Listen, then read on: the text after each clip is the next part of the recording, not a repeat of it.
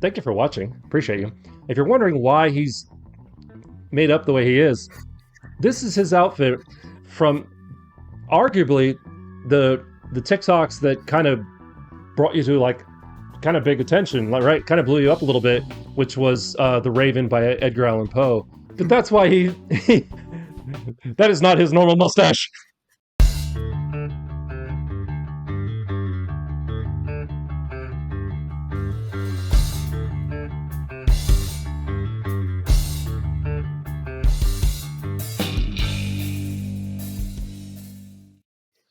Welcome to Room 6, the channel dedicated to local music wherever it may be found and the people that make it, including my guest. And my guest is another TikTok find. I've been finding a lot of them. And he's a new age artist and musician known for making epic songs from epic poems. His latest single, Charge of the Light Brigade, is out now. Please welcome to the channel, Seth Abstract. Say hi, Seth. Hi, it's so good to be here, Joshua. So happy to be on the Room 6 podcast. It's so exciting. And like super introduction, Konnichiwa. that was perfect. Konnichiwa. I'm in Japan right now. I do my best. Seth is in Japan right now. And so we got a little bit of a delay here, but we'll figure it out post. If you want to be like Seth, be featured on the channel, whether reviewed, interviewed, or both, hit me up using my email address down below or by clicking the Room 6 social media link. That's where you'll see all the things I'm up to online, ways you can support the channel, like buying merch at room6.shop, and more. And what the heck, while you're down there, feel free to go ahead and click the like, the share, and the subscribe buttons. It all really does help, and I thank you. Back to you. So I have a couple of usual interview questions, a couple of questions more just you, and then we're going to hopefully see a music video after this. What do we have lined up for a music video, Seth? I can send you The Raven, or I can send you Charge of the Light Brigade, or if you want to show everything, it's up to you. I'll send you anything you want to see. Awesome. I would love Charge of the Light Brigade. It's the first one I heard from you, and it really just hit me, and you're going to love it, so stick around. Now then, right off the bat, we have to ask, which came first, art or music? Art. Art came way before music. I always was messing with music a little bit in the background, but I've been doing all kinds of different art since high school. I do video editing, obviously, for my TikToks and things. I do photography. I do digital collages. I write poetry. I do game design. And so I've just been doing everything I can get my hands on. And music just happens to be the newest thing that I have fallen in love with. Your latest obsession. Yeah. Well, it's very cool. And you can definitely tell that you're an artist who also is making music, trying to make like the content very artistic and not just here's me playing a song. Yeah, I appreciate you saying that a lot. That's what I try to do a ton is, for the most part, I'm not going to post a lot of like little ones of me just in the house or something like that. I like making these huge productions, and I think it actually does a better job of promoting the music. And it's just so fun to be able to share that with people. Yeah, it's very much a production, you can tell, and it seems like you've roped your girlfriend in on it. And how does she feel about like being in these videos? She likes it a lot. She has her own Instagram where she shows all of our crazy travel content and stuff, and she's, I think, the most natural person on camera I've ever met. And so it's so much fun being able to do that with her all the time. She's just awesome in all the videos as like Annabelle Lee and all these cool different characters. It's so much fun. Yeah, very cool. This is one of my more usual interview questions, and OG Room Sixers are going to know what's coming. I want to talk about your earliest musical influence. And by that, I mean, do you remember a moment where you said, I want to do that? So for music, for me, it's very tough because it did start with art first. Like if I'm going back, there's a couple different answers. If I'm really going back to where like all my musical inspiration comes from, I think it's my dad used to play all kinds of country music and heavy rock music when I was young. And I think the storytelling of the country and the energy of the rock is carried in like my songs today. And I feel like people can feel that. As far as when I first started falling in love with music, my mom always had a piano around. My dad played the guitar. They weren't like super into instruments, but the instruments were always there to play with. And learning about like, really to me, what's so beautiful about music and instruments is how they're set up. It's almost like mathematical, how like beautiful and symmetrical, and like learning about like the cage theory on guitar and all these patterns that are on the guitar, how the scales work on the piano was always like so fascinating. And then I ended up falling in love with computer programming, and that was mostly what I did for now like 10 years, doing that in the background. And so when AI music stuff came out, when I first found like Suno, and I was like, what is this? And you go online and you just type in something, and all of a sudden there's music. It was like the most shocking thing in my entire life. I couldn't believe, and then I was just addicted to, okay, I'm going to use like I had messed with FL Studio and things like that. I was like, I'm going to combine that with my computer experience, and getting to put those together was just insane. I never thought it would turn into full songs and things like that, but I still remember the day I just typed something in and I was so confused what it was. It was like right after ChatGPT started being a thing, and it was just like mind blowing. It was just something totally new that I couldn't believe was possible. I was going to ask you, make a point of saying like you're a partnered, or you're really like using Suno a lot, and I was wondering Mhm. how much of the finished product is Suno, or do you use that just as like a springboard? So it's actually a lot. So Suno itself has a bunch of, and full disclosure, I've been working with Suno since like very early on, and so now I work with them a little bit on media stuff. So I'm a little biased, but they have very cool platform where sometimes it'll start with like a vocal recording or something like that, or you can put in an instrumental and build off of that in their AI platform. Sometimes it starts, I'm just on the AI platform just making stuff from scratch, but the usual process is. Since I make poem music, is first you got to get the poem and trying to work out, okay, what's the chorus, what's the verse, and it's usually easy because it flows so well, but it's kind of tricky to be like, okay, this is the repeating section that thematically is going to match up. And then usually I go to Suno. Occasionally it's like, oh, I already have the melody in my head or something, but usually I just go in, and I think there's this big misconception with AI music that I see like a ton in my comments and stuff, is that it's like one button press and then here's a song, and that's the Raven that I uploaded on Spotify or something like that. But normally you go in, I put it in, and you got to work with the prompt, and that is where like having some musical experience is so helpful. I'm putting in things like the key and all these different instruments and all this stuff, trying to really envision it. And then usually you sit there and you generate 20, 30 different versions, slowly tweaking everything. And then usually at some point I get one piece that I like. Maybe it's the intro, maybe it's the first verse, maybe it's the chorus.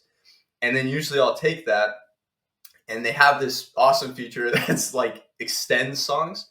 So I just go, okay, usually it's the chorus. That's what I focus on. I love this chorus, and then I'll go test it on socials. If it does good, then I come back, and you can extend from the end of that chorus. And sometimes I literally will sit there for like 3 hours trying to get the like 3 to 5 seconds to transition from the chorus to the second verse. And you'll just sit there for hours working this thing because it's not the same as normal music. It's like a totally new process. It's more like video editing is what it feels like to me. And then I'll build the second verse and then the next chorus. And you just have to build it these pieces by pieces. And then I usually put all those different clips I use Adobe Auditions because I just love Adobe. And then I have to sit there and do the EQ and the reverb and making sure, really the hardest part is making sure there's seamless cuts. It's so difficult. AI music is not at the point yet where it's, okay, this is the same voice, the same instrument, the same vibe. It's close, but you have to really mess with it and do all these tricks to make it where when you listen to the song, you don't notice, oh, that's a separate generation. Because each song, I mean, I'm probably making like 500 generated songs for each one, and then you have to clip everything down to make the final track.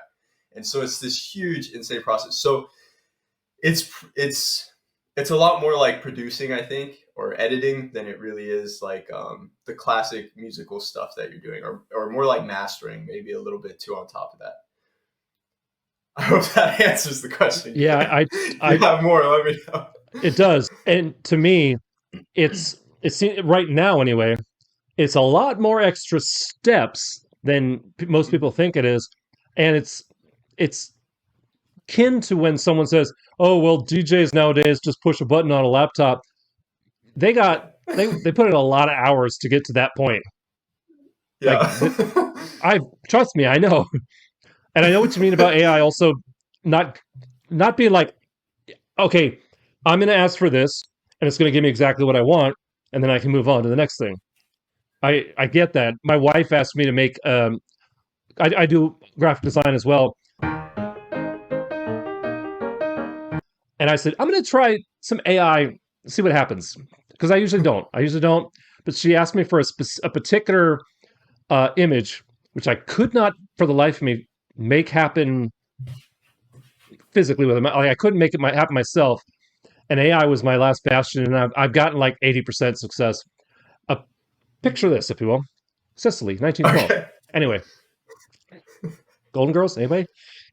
So she and her friends have this group that they like to call themselves the Pickle Hogs, and she wanted a hog with pickle skin.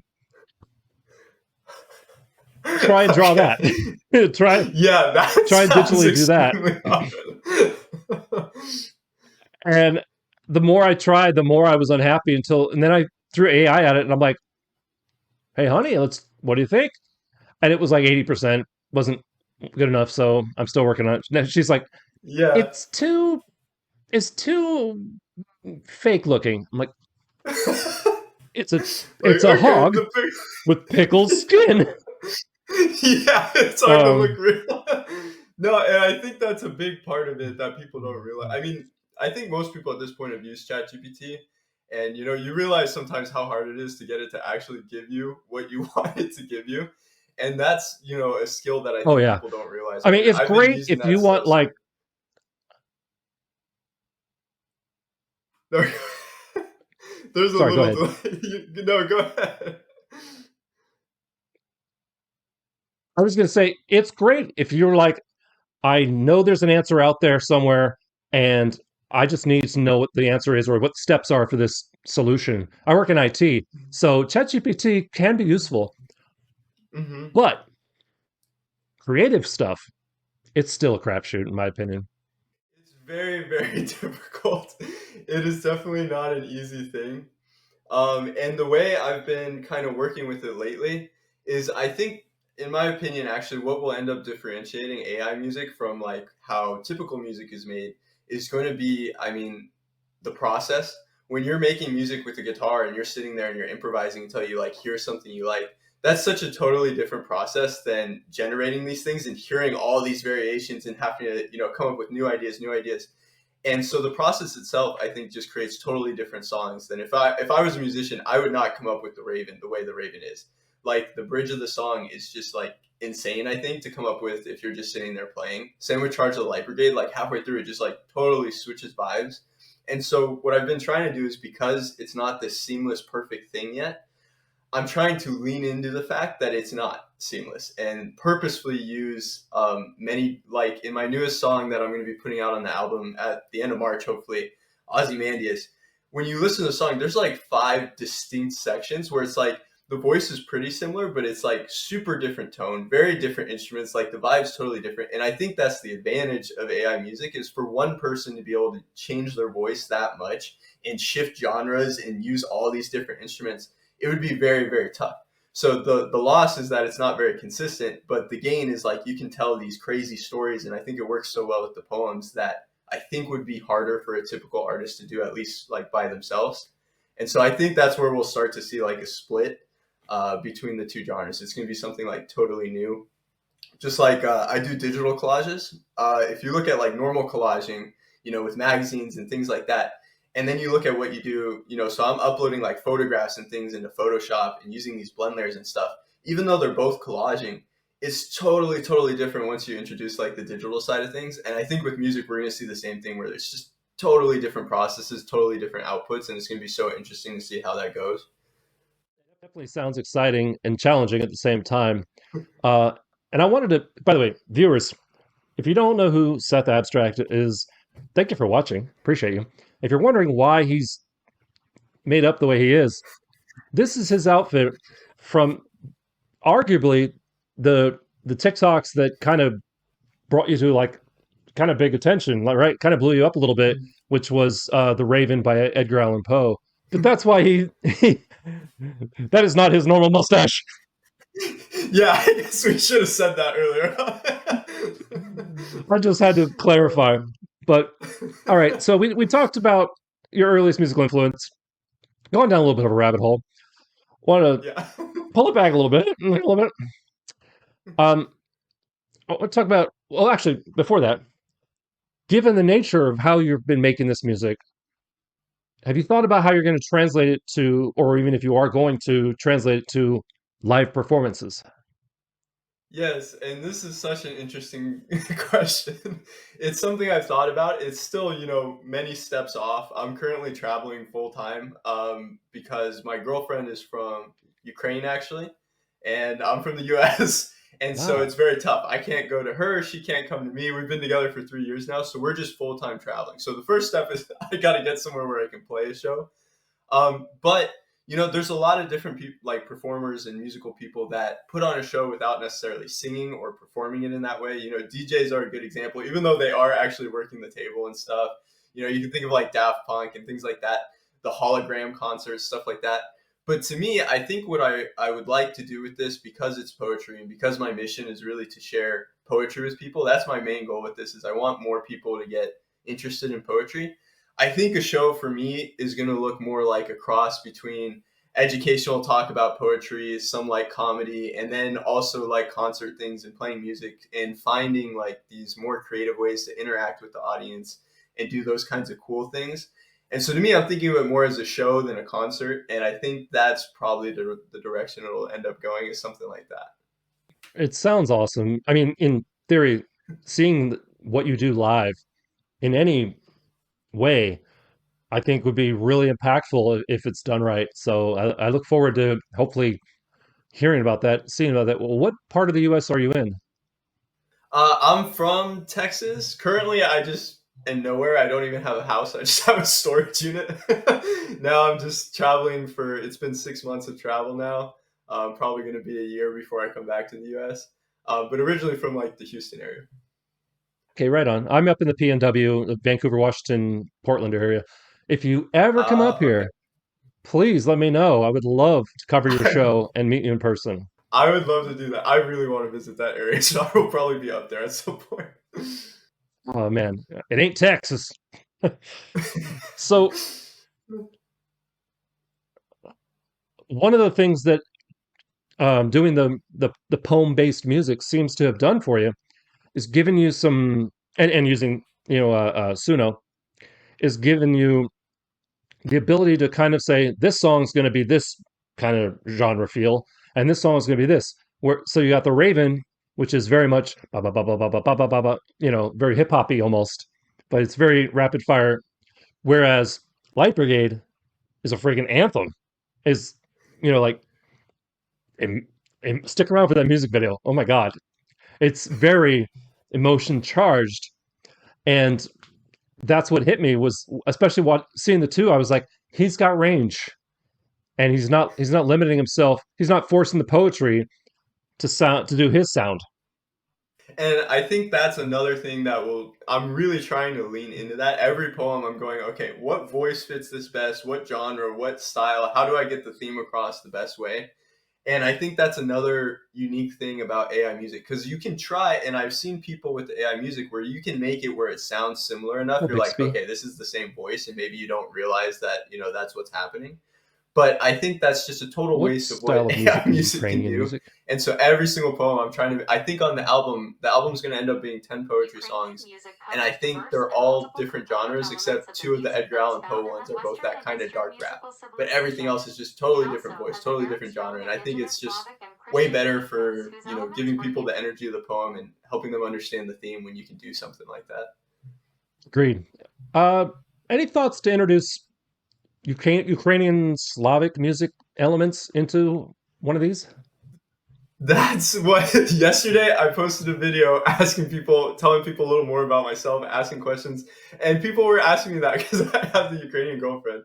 I think the hardest part, I need to include some Ukrainian elements. It's really very very cool music. They have a ton of very cool singers. Being with my girlfriend for this long, they're very very good at art over there in Ukraine, and they have a lot to talk about obviously right now. And the toughest part is I wish I could do more Ukrainian poems and things like that. The tough thing with the poems is I have to work inside of the copyright law, right?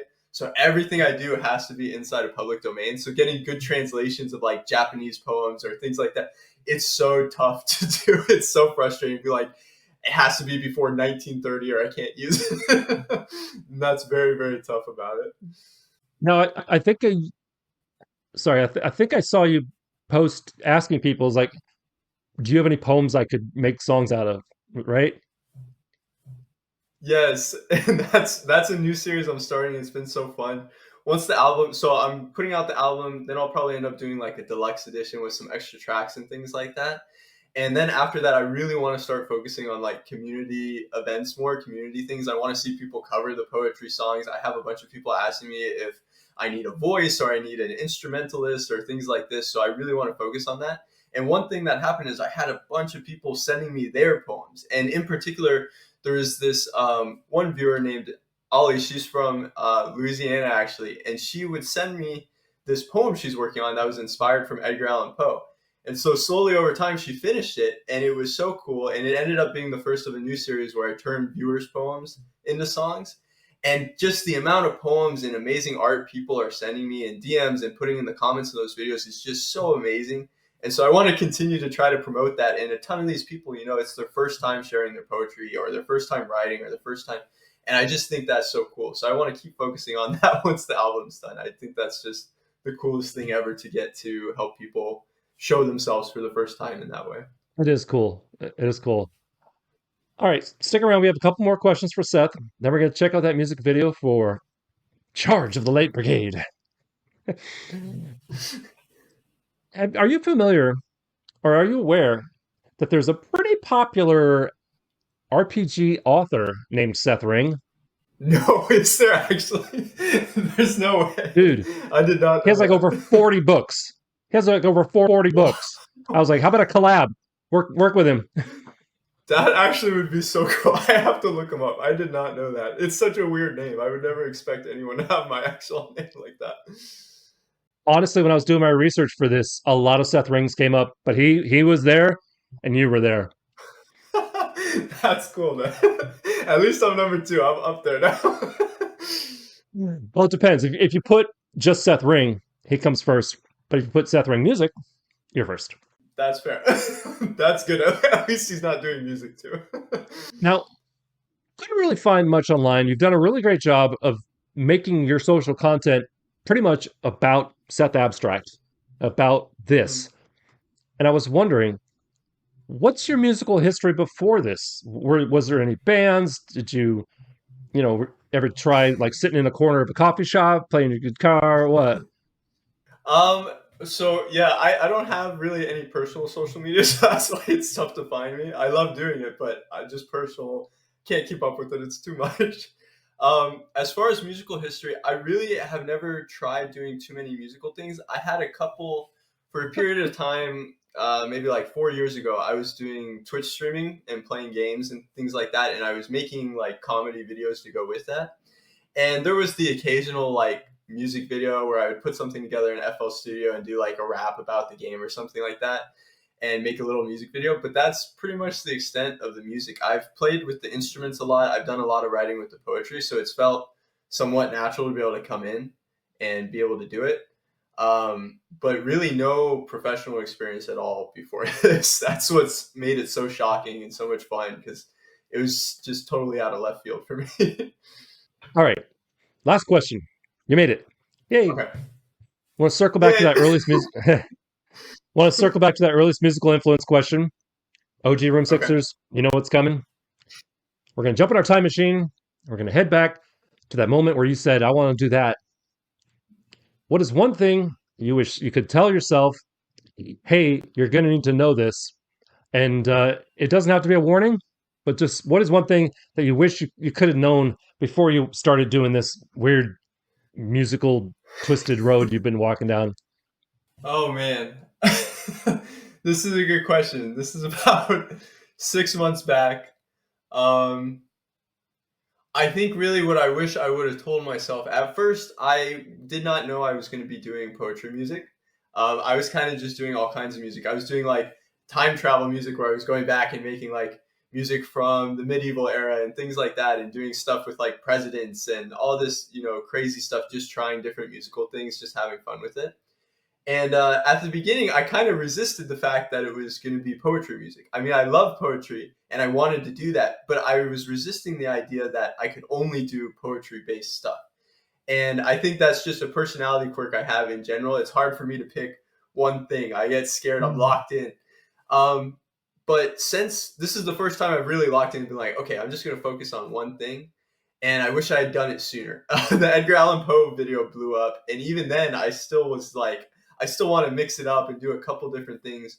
But since I've decided to commit to the poetry stuff, it's just, I'm realizing there's so many possibilities just within that. And it allows me to focus so much better. The album could already be out if I had focused from the beginning. So that would be my advice to my early self is the poetry stuff's really, really cool. You know, just focus on it. It's going to be fine. It's going to be so much fun. You're going to connect with so many people. That's probably the biggest thing. Fair.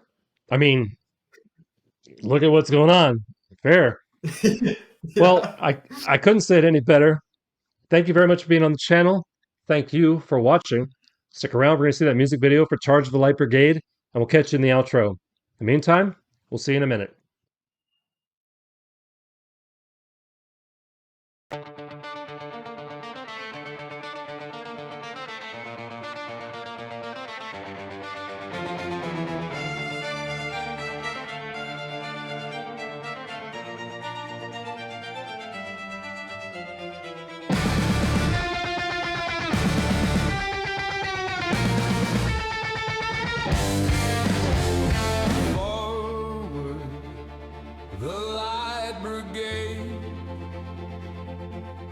There's not to make reply. There's not to reason why. There's but to do and die.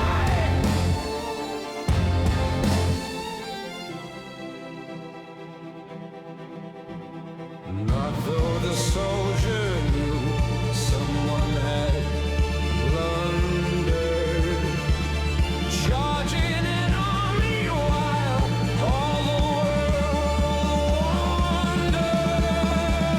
When can their glory fade? The wild charge they made. Forward, the Light Brigade! All in the valley of death, into the mouth of hell, stormed out with shot and shell. Forward, the Light Brigade!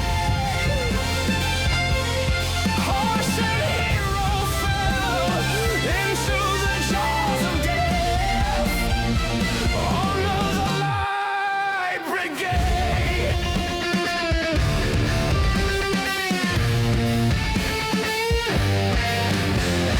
Cannon to right of them, cannon to left of them, cannon in front of them, rode the 600 right through the line they broke, volleyed and thundered, plunged in the battery smoke, shattered and sundered.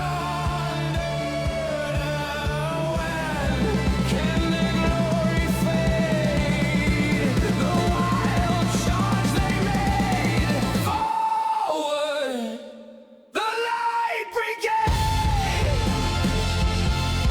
All in the valley of death, into the mouth of hell, stormed out with shot and shell. Forward, the Light Brigade! Horse and hero fell into the jaws of death. Honor the Light Brigade!